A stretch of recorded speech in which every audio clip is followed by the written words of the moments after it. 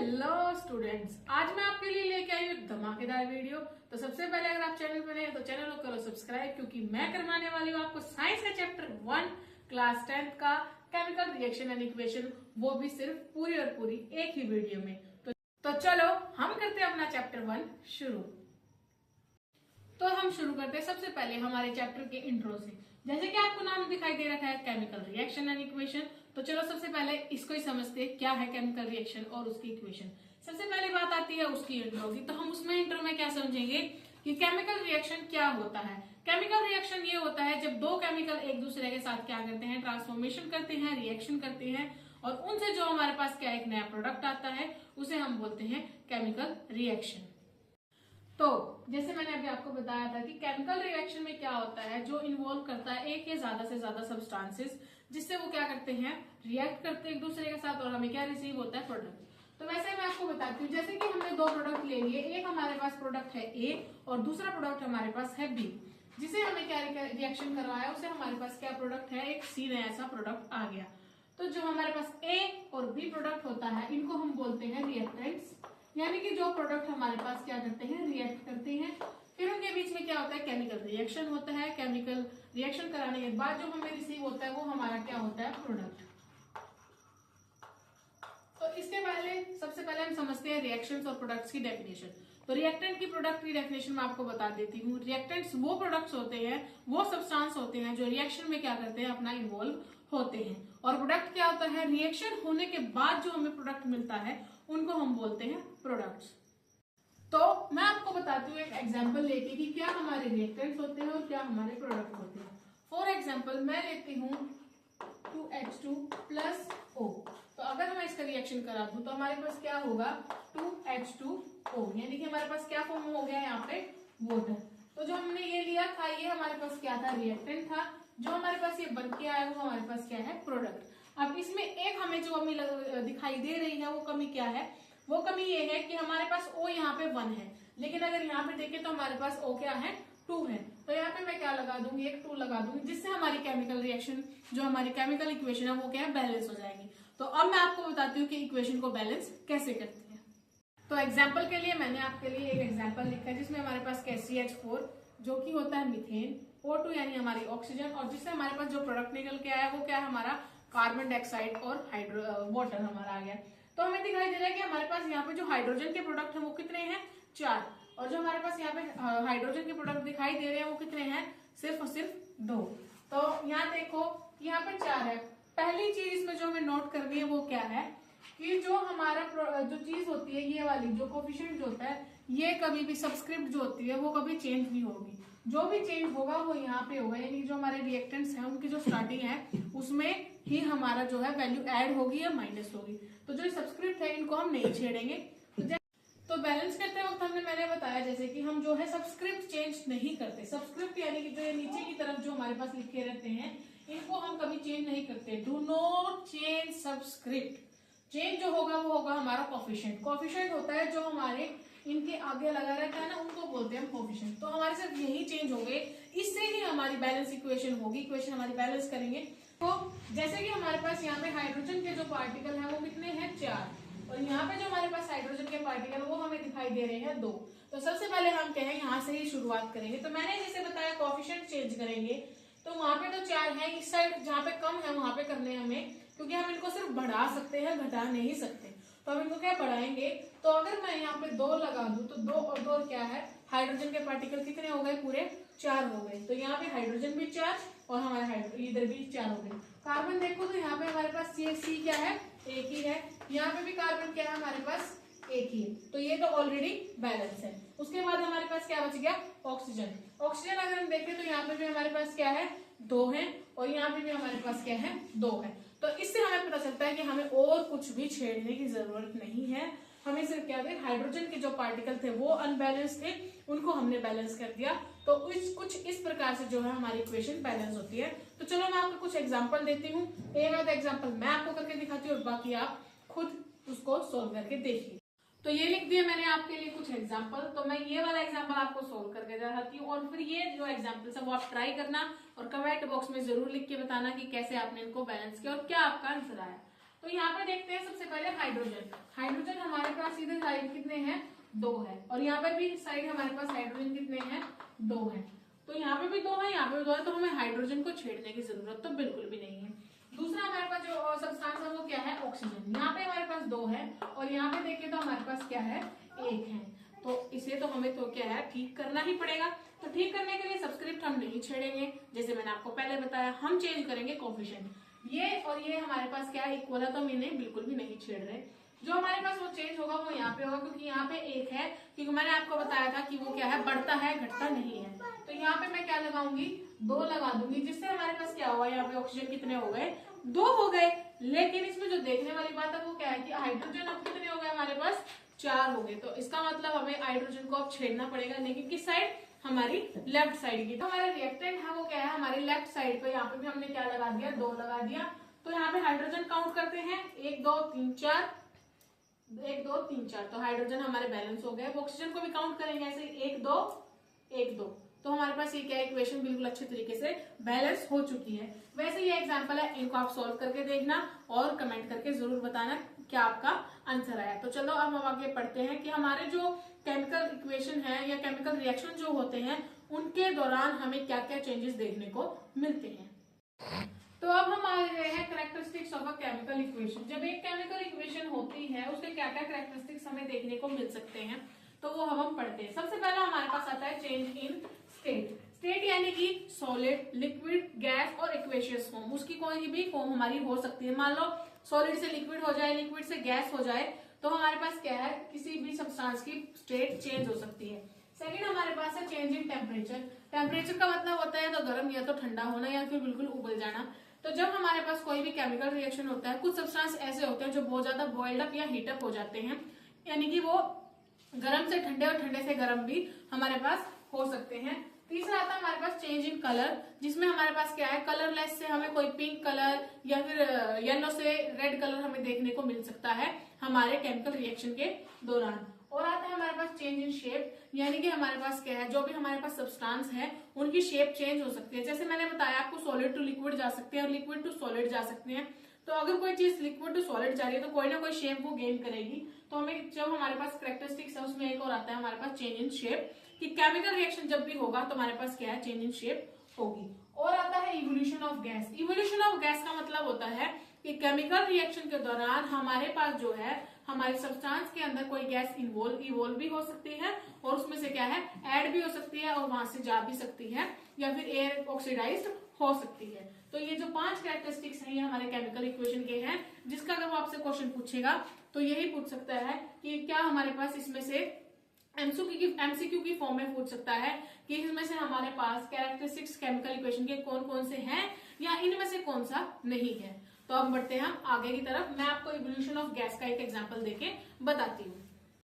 तो evolution of gas का मैंने बताया कि मैं आपको एग्जांपल देती हूँ। तो इवोल्यूशन ऑफ गैस में क्या है, हमारे पास कोई गैस ऐड हो सकती है, जा भी सकती है, या फिर वो किसी भी और के साथ रिएक्ट कर सकती है। तो इसमें जैसे कि मैंने ले लिया जिंक यानी कि Zn, एक मैंने ले लिया H2SO4, और H2SO4 क्या होता है, H2SO4 होता है सल्फ्यूरिक एसिड। ठीक है, जैसे ही एक दूसरे के साथ रिएक्ट करेंगे तो यहाँ पे रिएक्शन हो जाएगा, और रिएक्शन होने के बाद जो हमें नया प्रोडक्ट मिल रहा है वो क्या है, ZnSO4, यानी कि जिंक मिल गया हमें, और साथ में हमारे पास जो है वो क्या निकल जाएगी, हमारे पास H2 यानी कि हाइड्रोजन गैस जो है वो बाहर हो सकती है।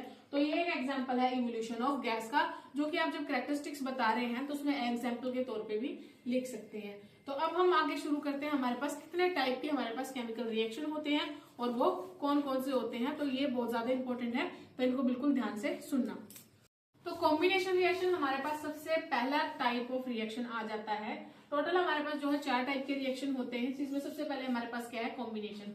तो कॉम्बिनेशन का हमने इंग्लिश में पढ़ा होगा कि कॉम्बिनेशन का मतलब क्या होता है, कंबाइन होना, यानी कि किसी भी 2 अलग अलग चीजों को क्या कर देते हैं, हम कंबाइन कर देते हैं, जिससे हमारे पास एक नया प्रोडक्ट बनके आ जाएगा। यानी कि जैसे हमने एक प्रोडक्ट लिया ए, एक प्रोडक्ट हमने ले लिया बी, उससे हमारे पास क्या है, जो कंबाइन होने के बाद एक नया प्रोडक्ट बन जाएगा, उसे बोलते हैं हम ए बी। तो इसकी डेफिनेशन किस टाइप से होगी कि व्हेन 2 और मोर सब्सटेंस,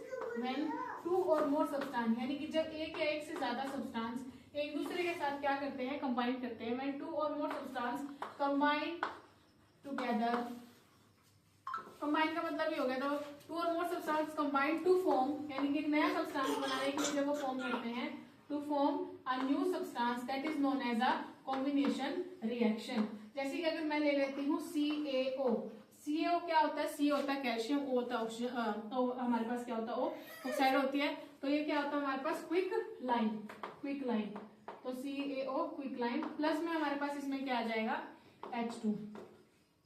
तो इसका अगर हम रिएक्शन कराएंगे CaO और H2 का, हमारे पास क्या फॉर्म होएगा CaOH, प्लस में हीट निकला है हमारे पास, ठीक है। तो हमारे पास क्या है, जो CaO A प्रोडक्ट था, B प्रोडक्ट हमारे पास H2O था, वो हमारे पास क्या हुआ, कंबाइन हुआ, हमारे पास क्या है, हमारी एक कॉम्बिनेशन रिएक्शन की इक्वेशन आ जाएगी। तो अब हम चलते हैं हमारे दूसरे रिएक्शन की तरफ, जो कि हमारा है डीकम्पोजिशन रिएक्शन। तो हमने पहले भी पढ़ा है कि डीकम्पोजिशन, जिस भी वर्ड के आगे जो हमारे डी लग जाता है, डी का मतलब होता है किसी चीज को घटाना, जैसे कि डिफोरेस्टेशन, डिक्रीज, तो उसमें ज्यादातर क्या होता है, हर चीज डिक्रीज ही होती है। तो वैसे ही हमारा दूसरा रिएक्शन है डीकम्पोजिशन, यानी कि अगर दो प्रोडक्ट बने हुए हैं, मतलब दो प्रोडक्ट को मिला के एक प्रोडक्ट बना हुआ है, उसे हम क्या कर देते हैं, एक दूसरे से अलग कर देते हैं, उससे हमारे पास क्या बन जाता है, डीकम्पोजिशन रिएक्शन। तो डीकम्पोजिशन रिएक्शन की सिंपल से अगर हम बात करें तो ऐसे होगा कि एक प्रोडक्ट हमारे पास दो प्रोडक्ट को मिला के बना है, उसे हम अलग कर देंगे, जिससे हमारे पास क्या है, डीकम्पोजिशन रिएक्शन का प्रोडक्ट बन के आएगा। तो देखो इसमें हमारे पास अगर हम इसकी डेफिनेशन लिखे तो वो क्या आएगा कि सिंगल सब्सटेंस क्या हो जाता है, ब्रेक डाउन हो जाता है। When single substance break down into two substances, when a single substance break into two substances, that is known as decomposition reaction. For example हमने ले लिया CaCO3, यानी कि कैल्शियम कार्बोनेट हमने ले लिया, साथ में मैंने इसके क्या लूंगी मैं, साथ में मैंने ले लिया इसके जी एक प्रोडक्ट है ये, तो Ca और CO3 डिकम्पोजिशन रिएक्शन की बात करें तो हमारे पास एक प्रोडक्ट क्या है, कैल्शियम कार्बोनेट है, इसका हम सीधा रिएक्शन कराएंगे, यानी कि हम इसको क्या प्रोवाइड करा देंगे, हीट प्रोवाइड करा देंगे। हीट प्रोवाइड कराने के बाद हमारे पास जो प्रोडक्ट निकल के आएगा वो आएगा CaO प्लस CaO2, यानी कि ये क्या बन गया हमारे पास, CO क्या होता है हमारे पास, क्विक लाइन, एक हमारे पास क्विक लाइन निकलाया, और दूसरा प्रोडक्ट क्या निकल के आया हमारे पास, कार्बन डाइऑक्साइड। तो हमारे पास क्या था, एक प्रोडक्ट था कैल्शियम कार्बोनेट, जिसे हमें रिएक्शन कराया डीकम्पोजिशन रिएक्शन के थ्रू, जिससे हमारे पास क्या वो हीटअप हुआ और उसने हमें दो प्रोडक्ट दे दिए, पहला है हमारे पास क्विक लाइन और दूसरा है हमारे पास कार्बन डाइऑक्साइड। तो अब हम बढ़ते हैं आगे हमारे तीसरे रिएक्शन की तरफ, जो कि है हमारे पास डबल डिस्प्लेसमेंट रिएक्शन। लेकिन डबल डिस्प्लेसमेंट रिएक्शन से पहले हम पढ़ते हैं डिस्प्लेसमेंट रिएक्शन क्या होता है। तो डिस्प्लेसमेंट रिएक्शन क्या होता है, डिस्प्लेस का मतलब क्या होता है, एक चीज की जगह दूसरी चीज का आ जाना, उसे हम बोलते हैं डिस्प्लेसमेंट रिएक्शन। तो जो हमारे पास तीसरा रिएक्शन है वो क्या है हमारे पास, डिस्प्लेसमेंट रिएक्शन। डिस्प्लेस का मतलब क्या होता है, किसी की जगह ले लेना। तो जो हमारे पास क्या है, डिस्प्लेसमेंट रिएक्शन में क्या होता है, हमारे पास कोई भी प्रोडक्ट होता है, उसमें क्या है हमारे पास एक ही चीज जो है क्या हो जाती है, डिस्प्लेस हो जाती है, उसे हम बोलते हैं डिस्प्लेसमेंट रिएक्शन, यानी कि सिंगल डिस्प्लेसमेंट रिएक्शन। जैसे कि A और BC था, वो क्या है AB के साथ कंबाइन हो गया, प्रोडक्ट हमारे पास वही रहेंगे, बस वो क्या है अपनी जगह चेंज कर लेते हैं रिएक्शन होने के बाद। जैसे कि मैंने यहाँ पे एक एग्जांपल लिया, एल्यूमिनियम लिए, साथ में मैंने लिया Fe2O3। तो जैसे इसका सिंगल डिस्प्लेसमेंट रिएक्शन होगा तो हमारे पास क्या निकल के आएगा, AlO3 प्लस में Fe। तो बैलेंसिंग के हिसाब से अगर हम देखें तो Al2O3 प्लस में Fe हमारे पास इसमें निकल के आ जाएगा। तो ये होता है हमारे पास सिंगल डिस्प्लेसमेंट रिएक्शन। और इसी के अंदर अगर मैं बात करूं डबल डिस्प्लेसमेंट रिएक्शन की, तो डबल का मतलब क्या होता है, दो रिएक्शन हो जाना है एक के साथ में। जैसे कि अगर मैं बात करूं AB एक प्रोडक्ट लिया हमने, CD दूसरा प्रोडक्ट लिया, जैसे ही मैं उसका रिएक्शन कराऊंगी वो अपनी जगह दो बार यानी कि डबल बार क्या है डिस्प्लेस करेंगे, तो क्या बना देगा AC, और हमारे पास क्या बना देगा BD, यानी कि इन्होंने क्या है अपनी जगह डिस्प्लेस कर लेते हैं लेकिन डबल यानी कि 2 टाइम्स, तो हमारे पास ये आ जाता है। जैसे कि मैं प्रोडक्ट एक ले लेती हूँ Zn प्लस H2SO4, नहीं मैं लेती हूँ ZnSO4 प्लस में BaCl2। तो जैसे ही मैं इसका रिएक्शन कराऊंगी तो एक दूसरे के साथ हम अपनी जगह चेंज कर लेंगे, ZnCl2 प्लस में BaSO4। तो यानी कि ये जो यहाँ पे था वो यहीं पे है, लेकिन साथ में इसके क्या है ये चला गया, और BaSO4, यानी कि इन्होंने एक दूसरे के साथ किया है, अपनी जगह इंटरचेंज कर ली डबल टाइम, तो इसे बोलते हैं हम डबल डिस्प्लेसमेंट रिएक्शन। तो हमारे जो रिएक्शंस के मेन टाइप थे वो यही थे। उसमें एक और रिएक्शन आ जाता है हमारा, वो होता है रिडॉक्स रिएक्शन। तो अब मैं आपको बताती हूँ रिडॉक्स रिएक्शन। लेकिन रिडॉक्स रिएक्शन को करने के हमारे पास दो तरीके हैं, तो वही दोनों मैं तरीके आपको बताती हूँ। तो रिडॉक्स रिएक्शन के नाम के अंदर ही इसका जो है मेन चीज छुपी हुई है, वो क्या है। पहले हमारे पास है री का मतलब होता है रिडक्शन, और रिडक्शन का मतलब क्या होता है हिंदी में, रिडक्शन का मतलब होता है घटना, किसी भी चीज का घटना मतलब माइनस होना, माइनस वाला घटना। और एक लास्ट क्या है हमारे पास, ऑक्स का मतलब क्या है हमारे पास, ऑक्सीडेशन का मतलब होता है हमारे पास ऐड होना, ऑक्सीजन का ऐड होना या रिडक्शन होना। तो इसके नाम में लिखा हो रिडॉक्स रिएक्शन, यानी कि अगर हमारे रिएक्शन के दौरान हमारी जो ऑक्सीजन है वो रिड्यूस होती है और उसी टाइम पे क्या है वो ऑक्सीडेशन यानी कि ऑक्साइड यानी कि ऐड भी हो जाती है, उसे हम बोलते हैं रिडॉक्स रिएक्शन। जैसे कि मैंने एक एग्जांपल लिया हमारे पास Zn+2HCl, तो हमारे पास क्या है यहाँ पे क्या रिएक्शन बन गया है ZnCl2+H2। इसमें हमारे पास दोनों प्रोसेस यानी कि जो हमारी गैस थी हाइड्रोजन या फिर ऑक्सीजन, वो एक ही टाइप के एक ही रिएक्शन के अंदर ऑक्सीडाइज भी हो रही है और सेम टाइप के अंदर हमारे पास क्या है वो रिड्यूस भी हो रही है। एक तरीका ये आता है इसका, यानी कि इसकी डेफिनेशन लिखने के लिए आ जाती है कि व्हाट इज रिडॉक्स रिएक्शन। और जो सेकंड चीज आती है वो आ जाती है इसका डिफरेंस, यानी कि एक तरफ हमें डिफरेंस देना है कि what is oxidation, difference between oxidation and reduction, यानी कि हमारे पास ऑक्सीडेशन क्या होती है, रिडक्शन क्या होती है, उसका एक प्रॉपर हम डिफरेंस देते हैं, उसे हम बोलते हैं ऑक्सीडेशन। तो इसमें क्या होता है कि व्हेन अ केमिकल सब्सटेंस, जब हमारे पास एक केमिकल सब्सटेंस जो है उसमें क्या है ऑक्सीजन क्या होती है ऐड अप हो जाती है, ऐड अप ऑक्सीजन, उसे हम बोलते हैं ऑक्सीडेशन। उसी टाइम में हमारे पास अगर रिडक्शन की बात करते हैं तो इसमें क्या आएगा कि when a chemical substance reduce oxygen, जिसमें हमारे पास क्या ऑक्सीजन रिड्यूस होती है, हमारे पास ये एक डिफरेंस आ जाता है ऑक्सीडेशन का। सेकंड जैसे कि हमारे पास एग्जांपल आता है Ca2+CO2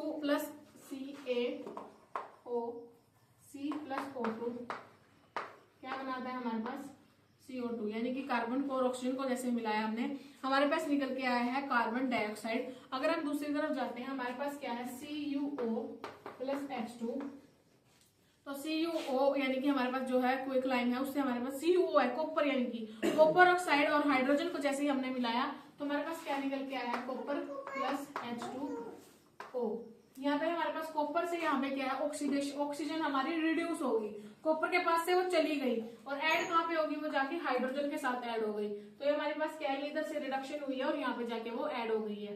ठीक है, यहाँ पे हमारे पास क्या थी वो ऐड अगर अलग थी कार्बन से और वहां पे जाके वो उसके साथ ऐड हो गई है। यहाँ पे क्या है ऑक्सीजन ऐड हुई है आफ्टर द रिएक्शन यानी कि प्रोडक्ट में, और यहाँ पे हमारे पास ऑक्सीडेशन क्या है रिड्यूस हुई है, कॉपर को छोड़ के वो क्या है हाइड्रोजन के पास चली गई।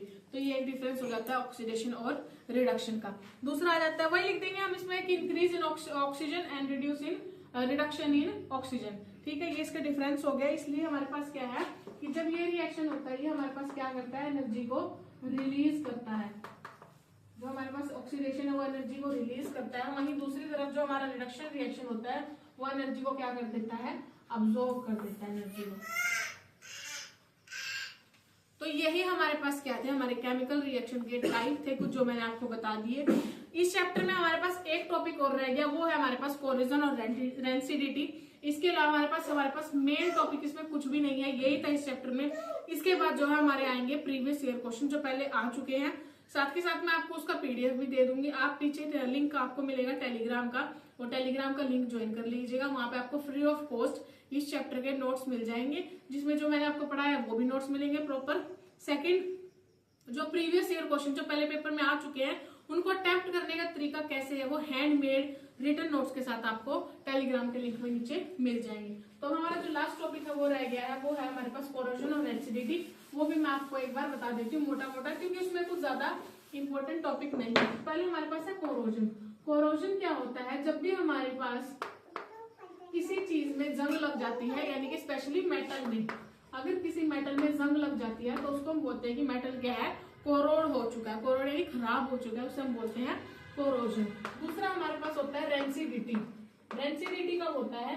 जब हमारे पास कोई चीज खराब हो जाती है, जो कि स्पेशली क्या होती है, हमारी कोई भी फूड आइटम होता है। जो हमारे पास मेटल के लिए यूज होता है वो होता है कोरोजन, और जो हमारे पास फूड के लिए यूज होता है वो होता है रेंसिडिटी। इसमें यही बताएंगे कि when a metal get corrode, when a metal gets corrode, जैसे कि स्पेशली हमारा आयरन होता है उसमें क्या हो जाता है, रस्टिंग हो जाती है। मेटल गेट्स कोरोड, उसको हम बोलते हैं कोरोजन, ठीक है। और जब हमारे पास फूड क्या हो जाता है, स्टेल हो जाता है। स्टेल मतलब बासी हो जाता है या फिर वो खराब हो जाता है, रेंसिड हो जाता है, उसको हम बोलते हैं रेंसिडिटी, ठीक है। जैसे कि हमारे पास स्पेशल किसमें होता है, आयरन में, यानी कि रस्टिंग ऑफ आयरन, ठीक है, उस पर रस्ट लग जाना, जंग लग जाना।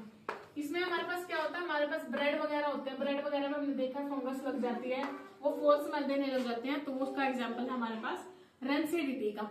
तो इसको एक आज तक प्रिजर्वेशन, यानी कि कैसे हम उसको कोरोजन होने से या फिर रेंसिड होने से बचा सकते हैं। तो कोरोजन होने से कैसे बचा सकते हैं, उसको पेंटिंग से पेंट कर सकते हैं, उसको ग्रीस कर सकते हैं, उसको और क्या कर सकते हैं, उसको ऑयल कर सकते हैं, यानी कि तेल लगा सकते हैं, ठीक है। वैसे फूड में हमारे पास क्या होगा कि उसके अंदर क्या, नाइट्रोजन गैस, यानी कि जैसे हम चिप्स वगैरह खाते हैं, हमने देखा है कि उसमें हवा ज्यादा भरी होती है, खाने का सामान थोड़ा होता है। ऐसा क्यों होता है? वो होता है नाइट्रोजन गैस की वजह से, क्योंकि इसमें क्या है, नाइट्रोजन गैस फील की जाती है कि हमारा खाना ज्यादा टाइम तक अच्छा रहे और फ्रेश रहे, वो खराब ना हो। तो इसको बचाने का तरीका क्या है, हम इसमें क्या लगा देते हैं, नाइट्रोजन डाल देते हैं। और अगर हम पिकल्स वगैरह की बात करें, यानी कि अगर हम अचार वगैरह की बात करें, उसमें क्या, मैक्सिमम अमाउंट में क्या डाल देते हैं, ऑयल डाल देते हैं, यानी कि सरसों का मस्टर्ड तेल डाल देते हैं, ताकि वो हमारा लंबा चले। तो ये हमारे पास सिंपल सा कोरोजन और रेंसिडिटी का है कि जो मेटल में हो वो कोरोजन, जो खाने में हो रेंसिडिटी। इसमें हमारे पास जैसे रस्टिंग ऑफ आयरन, और इसमें हो जाता है हमारे ब्रेड पे फंगस वगैरह लग जाना। इसको कैसे बचा सकते हैं, पेंट, ग्रीस और ऑयल से। और इसको कैसे बचा सकते हैं, नाइट्रोजन गैस डाल के, या फिर एंटीऑक्सीडेंट डाल के, और या फिर हमारे पास अगर पिकल्स की बात हो तो ऑयल्स वगैरह डाल के। तो अब हम बढ़ते हैं इसकी प्रीवियस ईयर क्वेश्चंस की तरफ। तो पहले हम अपने बढ़ते हैं पहले क्वेश्चन 1 की तरफ, जिसमें लिखा हुआ कि right the balance chemical equation for the reaction between aqueous solution of sodium sulphate यानी NaSO4 एंड बैरियम क्लोराइड यानी BaCl। State 2 type of reaction in which it is classified, यानी कि इसमें यह पूछा गया है कि हमें एक बैलेंस इक्वेशन देनी है एक एक्वेशियस सॉल्यूशन के रिएक्शन के लिए, जिसमें हमारे पास दिया गया है सोडियम सल्फेट और बैरियम क्लोराइड, और कौन कौन से उसमें रिएक्शन हो गए वो उसमें हमें क्या क्लासीफाई करने हैं। अब इसके आंसर की तरफ बढ़ते हैं। तो पहले हमने क्या इक्वेशन को लिख लिया, सोडियम को लिखा है Na, सल्फेट होता है SA4। एक्वेशियस सॉल्यूशन इसमें हमें प्रोवाइड किया गया कि एक्वेशियस सॉल्यूशन है बैरियम क्लोराइड यानी BaCl। तो जैसे ही हमने उसका रिएक्शन करवाया, तो रिएक्शन करवाते ही हमारे पास जो वो आया है वो है BaSO4 यानी कि बैरियम सल्फेट आ गया, और N2NaCl यानी सोडियम क्लोराइड आ गया। तो जो रिएक्शंस इसमें हुए हैं वो हमारे पास है डबल डिस्प्लेसमेंट रिएक्शन, यानी जैसे मैंने आपको बताया था कि Na यहाँ पे क्या BCl के साथ मिल गया और Ba के साथ क्या SO4 आ गया। तो यहाँ पे डबल डिस्प्लेसमेंट रिएक्शन हुआ है, क्योंकि यहाँ पे आयंस का चेंज हुआ है रिएक्टेंट्स के बीच में। दूसरा यहाँ पे जो रिएक्शन देखने को मिला वो है हमारा प्रेसिपिटेशन रिएक्शन, यानी क्योंकि हमारे पास क्या है, ये इनसॉल्युबल सोल्यूशन था जिसमें वाइट प्रेसिपिटेट बैरियम सल्फेट का बना है। तो अब हम बढ़ते हैं अपने नेक्स्ट क्वेश्चन की तरफ, जो कि है क्वेश्चन नंबर 2। क्वेश्चन नंबर 2 में हमें दिया हुआ है कि हमें बताना है डिकम्पोजिशन रिएक्शन क्या होता है, और उसके लिए हमें एक केमिकल इक्वेशन बतानी है डिकम्पोजिशन रिएक्शन के साथ, जिसमें एनर्जी क्या है, in form of heat supply हुई है या फिर लाइट या इलेक्ट्रिसिटी की फॉर्म में आई है। उसी का बी पार्ट पूछा हुआ है कि डिकम्पोजिशन और वेजिटेबल मैटर को एक्सोथर्मिक रिएक्शन हम क्यों बोलते हैं, और इसके बी पार्ट में हमें पूछा गया है कि डिकम्पोजिशन रिएक्शन को हम कॉम्बिनेशन रिएक्शन का अपोजिट क्यों कह सकते हैं। वो आपको पता ही है, हमने पीछे देखा है कि हमारे पास कॉम्बिनेशन रिएक्शन में क्या होता है, A + B = C आ जाता है, और जो हमारे पास डिकम्पोजिशन रिएक्शन उसमें क्या होता है, हमारा जो AB जुड़ा होता है उसे ब्रेक डाउन कर देते हैं और A और B में, तो उसका अपोजिट ही हो गया। और ऐसे ही हमें इसके लिए क्या लिखनी है, केमिकल इक्वेशन लिखनी है, जिसमें हमारे पास रिएक्टेंट्स के नाम आ रहे हैं। तो जब हम पहले का आंसर देखते हैं उसमें क्या है कि एक डिकम्पोजिशन रिएक्शन जिसमें सिंगल कंपाउंड ब्रेक हो जाता है 2 में, उसे हम क्या बोलते हैं, हमारा डिकम्पोजिशन रिएक्शन बोलते हैं in a form of heat, light या फिर इलेक्ट्रिसिटी। इसका हमने एग्जांपल दिया है कैल्शियम कार्बोनेट, उसको हीट करवाया था, उसमें क्या निकला, हमारे पास क्विकलाइम निकला और हमारी कार्बन डाइऑक्साइड निकल के आ चुकी है। और फिर उसमें लाइट और इलेक्ट्रिसिटी का भी हमने एग्जाम्पल डाल दिया। और अगर हम इसके बी पार्ट की तरफ बढ़ते हैं तो वैसे लाइट और इलेक्ट्रिसिटी का दिया था, तो सेकंड में क्या कहता है कि जो हमारे पास एक्सोथर्मिक रिएक्शन है उसमें क्या होती है, हमारी हीट रिलीज होती है ऑर्गेनिक मैटर जब भी हमारा ब्रेक डाउन होता है, और डीकम्पोजिशन रिएक्शन को हम क्या कॉम्बिनेशन रिएक्शन इसलिए ही बोलते हैं क्योंकि इसमें 2 से ज़्यादा सब्सटेंस कंबाइन होते हैं, और डीकम्पोजिशन रिएक्शन में क्या है, जो एक सब्सटेंस होता है वो 2 में डिवाइड हो जाता है, तो इसलिए हम इसको अपोजिट रिएक्शन भी इसका कह सकते हैं। अगर हम ए पार्ट में देखें तो यहाँ पे हमारे पास हीट में भी करके दिखाया है कैल्शियम कार्बोनेट का, लाइट में भी हमें करके दिखाया है AgCl यानी सिल्वर क्लोराइड का, और इलेक्ट्रिसिटी में भी हमें करके दिखाया है 2H2 यानी कि वाटर का। तो चलो अब हम इसके बढ़ते हैं क्वेश्चन नंबर 3 की तरफ। ये मैंने एक टाइप दिया आपको असर्शन रीजन का। असर्शन में यह कहता है कि सिल्वर क्लोराइड क्या है, ग्रे कलर हो जाता है सनलाइट में। उसका रीज़न क्या है कि वो डिकम्पोज, जो सिल्वर है वो हमारा डिकम्पोज हो जाता है क्लोराइन के अंदर, सनलाइट के अंदर। तो इसमें हमारे पास ऑप्शन दिए हुए हैं कि दोनों ठीक है, दोनों गलत है, या कौन सा ठीक है कौन सा गलत है। तो अगर हम आंसर की तरफ देखें तो इसका आंसर आएगा ए और बी, मतलब आंसर आएगा इसका ए, क्योंकि हमारे पास दोनों ए और आर असर्शन और रीज़न दोनों सही दिए हुए बिल्कुल। क्योंकि जब भी हम सिल्वर क्लोराइड को धूप में रखेंगे यानी सनलाइट से डिकम्पोज करवाएंगे तो हमारा जो सिल्वर है वो क्लोराइन गैस में क्लोरीन गैस को क्या कर देगा, डिकम्पोज कर देगा। डिकम्पोज होने के बाद हमारा जो सिल्वर क्लोराइन गैस है वो ग्रे कलर की हो जाएगी, जिससे हमारे पास सिल्वर मेटल निकल के आएगा। तो ये क्वेश्चन कई बार आ जाता है असर्शन रीजन में, वो सिंपली भी इसको पूछ लेते हैं, सैम्पल पेपर में अब की बार ये आया हुआ है। तो नेक्स्ट क्वेश्चन हमारे पास दिया गया है कि सोडियम हाइड्रोक्साइड को हम जैसे ही जिंक के साथ रिएक्ट कराते हैं तो हमारे पास कौन सी इक्वेशन, इसमें से कौन सी बैलेंस इक्वेशन निकल के आएगी। तो हम चारों इक्वेशन को देखने के बाद हमें पता चलता है कि जो हमारी बी इक्वेशन यानी कि 2NaOH और जिंक को जब हम रिएक्ट कराएंगे तो Na2ZnO2 + H2 निकल के आएगी, क्योंकि वो प्रोड्यूस करेगा जिंकेट और हाइड्रोजन गैस। जैसे 2 मॉलिक्यूल सोडियम हाइड्रोक्साइड के रिएक्ट करेंगे, एक पीस जिंक का सोडियम जिंकेट बना देगा। तो यही हमारे पास क्या है, इसका सही आंसर होगा, ये सही रिप्रेजेंटेशन है। तो इसमें एक और चीज़ हमारे पास आ जाती है कि जो हमारे पास 2 NaOH है जिंक के साथ जब रिएक्ट कर रहे हैं तो हमारे पास यहाँ पे कौन सा रिएक्शन हमें देखने को मिल रहा है कि हमारे पास जो है H2 यानी कि एक्वेशियस सॉल्यूशन क्या है, बाहर निकल के आ रहा है।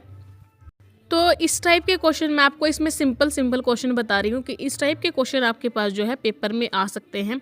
जबकि मैंने जो आपका परफेक्ट लिंक है यानी कि बिल्कुल अच्छे से मैंने आपको लिंक प्रोवाइड कराया है, हमारे टेलीग्राम लिंक को ज्वाइन कर लेना, वहाँ पे आपको मिल जाएगा। तो अगला क्वेश्चन हमारे पास कुछ इस तरीके से दिया गया है कि हमारे पास एक एक्सपेरिमेंट किया गया जिसमें गैस को हम प्रोड्यूस करवा रहे हैं एक सोल्यूशन एक्स में। तो हमें बताना है कि वो मिल्की से कलरलेस हो रहा है, तो कौन सा वाला इसमें रिएक्शन हो रहा है। तो आप चारों स्टेटमेंट को अगर ध्यान से पढ़ेंगे तो आपको ये क्वेश्चन बिल्कुल अच्छी तरह से समझ में आ जाएगा कि इसमें हमारे पास क्या क्या ऑप्शन दिए गए हैं, कि हमारे पास ऑब्जर्वेशन में क्या क्या देखने को मिला है। तो क्वेश्चन को पढ़ने के बाद हम देख सकते हैं कि जो हमारे पास कार्बन डाइऑक्साइड जब पास होती है एक कैल्शियम हाइड्रोक्साइड, मतलब हमारे पास कैल्शियम हाइड्रोक्साइड यानी कि लाइम वाटर से, तो वो क्या फॉर्म कर रहा है हमारे पास कैल्शियम कार्बोनेट और साथ में एक्वेशियस सॉल्यूशन यानी कि वाटर का हो रहा है। ये कहता है कि जब ज़्यादा कार्बन डाइऑक्साइड पास की जाएगी सॉल्यूशन से तो कैल्शियम कार्बोनेट बनेगा और फर्दर वो रिएक्ट करेगा कार्बन डाइऑक्साइड के साथ, जिससे हमें कैल्शियम हाइड्रोजन फॉर्म होगी। तो ये क्या है, वाटर के अंदर सोल्यूबल होती है। तो इस टाइप के आपके क्वेश्चन आंसर आएंगे। तो ये चैप्टर आज यहीं ख़त्म होता है। टेलीग्राम के लिंक को ज्वाइन कर लेना जिसमें आपको प्रॉपर नोट्स मिल जाएंगे। Bye bye.